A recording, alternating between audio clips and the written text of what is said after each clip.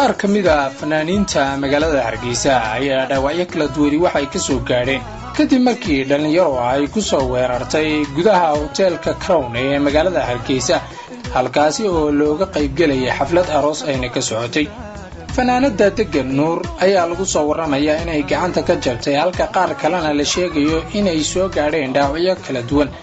kadib markii niman dhalinyaro ay xoog ku galeen goobta arooska waqti lagu guda jiray damaashaadka xafladda arooska fanaanada Xamda Kuweyn iyo waliba sayyigeeda.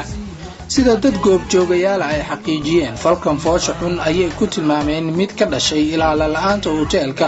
oo fududeysay in dhalinyaradan ay gabi ahaanba qalqal geliyaan goobta arooska ka socotay, waxaana la sheegay in si dirqiya lagu badbaadiyay lamaanihii arooska ahaa. dhowr kamid ah fanaaniinta ku dhaqan magaalada Hargeysa oo doonayay inay ka qayb qaataan xafladdaasi ayaa dhibaato kala duwan iyo waliba dhaawacyo kala soo kulmay goobta.